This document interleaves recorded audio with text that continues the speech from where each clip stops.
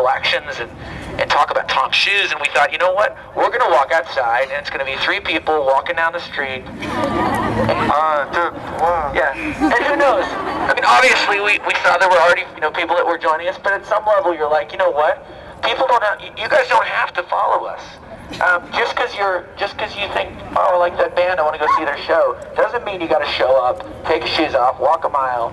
The signs we've seen, people have bought shoes, people have traveled. You guys are the greatest fans in the entire world. You're incredible. And this isn't even about whether you guys are supporting what Hanson does as a band. This is really the fact that every one of us in the end are individuals. We all are thinking, well, we don't have that much stroke, or we don't really have that much power to make a difference. And for that matter, I'm really busy, and life's hard, and why should I worry about Africa, or why should I try and be a do-gooder? But this is really, it's a completely different level. It's a different challenge. We, as a generation of people, are completely underestimated. And at some level, we have to decide we want to raise the bar. It's not about raising the bar and all of us trying to become, like I said, to quit our jobs and become humanitarians. It's about all of us looking at what we do, the power that we have, the stroke that we have, the influence that we have on one another, to become this greater group of people. Looking at, we talk about taking our shoes off. You got to take your shoes off sometimes. Sometimes you just have to recognize how lucky you are. You have to recognize the power that you have to make a difference by seeing that this thing that you never think about, like a pair of shoes, it's like that this is actually something to change a life. So one of the things somebody was asking me before was why shoes? What's the point in walking without, giving shoes to people? Can you imagine what it's like to try and go get a job when you're struggling to pay for your 3 kids, you have AIDS or HIV, you're trying to figure out, how do I get a better life, how do I make a difference for my kids, how do I try and break the cycle of poverty? And you walk in and you're wearing no shoes, and that, Africa or not, everybody is asking, well, okay, this person's shoeless, or this person can't represent themselves well. All these different basic things that we, the same desires are in people living in a village, on a rural part of Africa. The same desires to succeed, the same desires to be great, the same desires to care for their family, the same desire to wake up every day with pride. When we sat there after the tour last year, and we delivered the thousands of shoes that were bought by individuals, one by one, we went to these little villages in an area called Iguavuma, and we were up in the mountains sitting with kids, giving away shoes, putting them on their feet, the first pair of new shoes they'd had. And we finished, and there was so much joy. This is where it's going to get sappy. But there was just so much joy erupting from these kids because they'd never been given anything. No one had ever bent down on their knees and said, here's a gift for you. It's new. No one's ever used it before. It's yours. And all of a sudden, somebody grabbed what looked like a paper bag, and it was a rubber ball that had been wrapped in rubber bands and covered in plastic bags that they'd made into a soccer ball. And we went up to the hill, and all of a sudden there were these 25 9-year-olds making us keel over like we were going to die because we were trying to play soccer with them. And we realized how old we were. But it's the same thing. They still want to walk outside and play.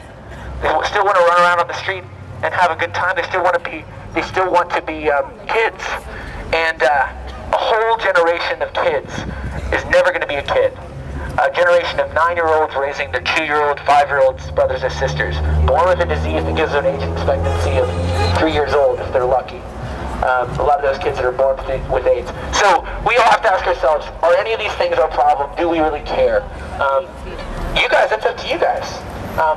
What the real question is, what I found so challenging about the decision to look at Africa and ask these bigger questions of myself is, one, can I really make a difference? And the answer is yes. And it's not about you trying to go do this on your own. If you buy a pair of shoes, if you order a pair of Great Divide Toms, or if you go online and buy Great Divide to download, maybe that's one thing you're going to do. Maybe you won't do anything ever again. But you can keep this indelible image in your mind that one pair of shoes was truly life-changing for that one kid that walks 10 kilometers a day. That 99-cent download, it takes 17 cents a day to keep a mother that has AIDS from passing that disease on to her child. It takes 17 cents per day. The drugs, if they take a 3 months before their child is born, then it's 17 cents a day. It's all that it costs for the mother to take those drugs so that when their child is born, she doesn't pass on AIDS to her child. Okay, so that 99-cent download, college students can pay for that, and even young professionals. So it doesn't matter. And what I find challenging is the fact that a lot of people that I've gotten to know, we've gotten to know over the last 2.5 years as we've begun taking these steps. All of a sudden they start asking questions about their own town, the same way we did. Because all of a sudden you look across at Africa, and wouldn't it be ironic if the best thing for us in our own hometown, in Allentown, in Tulsa, was to go help somebody else that was truly in need. And then maybe we'd recognize what we need right here at home. And I think that's where the wake-up call is. You know, are we so comfortable that we don't even want to fix ourselves? Nobody likes to look in the mirror. So maybe we all need to look over there and then we'll be struck by what's in the mirror. You know, ugh, that needs work. You guys are incredible. I want to thank you so much for walking with us today. It really inspires us. When we finish this walk, there's a couple things you guys can do. One thing is we're a little frustrated. We had a special pair of Toms made for the tour that actually ended up having a defect.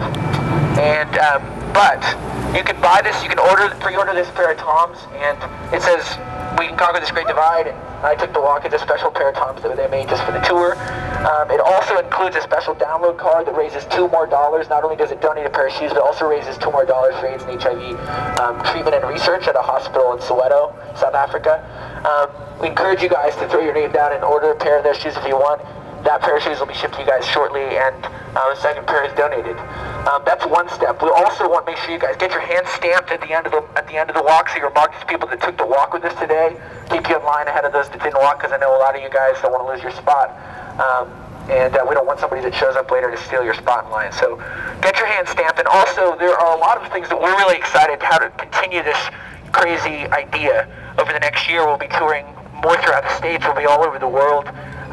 And we want to stay in touch with you guys, so we would love for you guys to throw your names down on the list at the end of the walk, and so we know everybody that joined us today, because this is just the beginning. We want this to be mile number 1 for everybody, and I know a lot of people have already walked more than 1 mile with us, just with us. So this is not about this thing that you did that one day when Hanson was talking about being in Africa. This is about a little spark. This is about each of us standing alone on the street, not with a crowd of people watching. Each of us as individuals saying, what am I going to do? What's my part? Maybe it's just one thing I'm going to do tomorrow. Maybe it's a pair of shoes today. Maybe it's just showing up and keeping that in the back of my mind as I go forward. But this is not the last mile. Make this the first mile today. So what do you guys say? Should we finish this walk? Before we keep going, I want you guys to say at the top of your lungs, say, I took the walk! I took the walk! Like you mean it! I took the walk! I took the walk! That was better. Okay, we're gonna get out in front, guys. Please let us jump out in front of the line here, and then let's finish this mile. On the grass, on the grass, on the grass. He's like directing traffic the other day. I found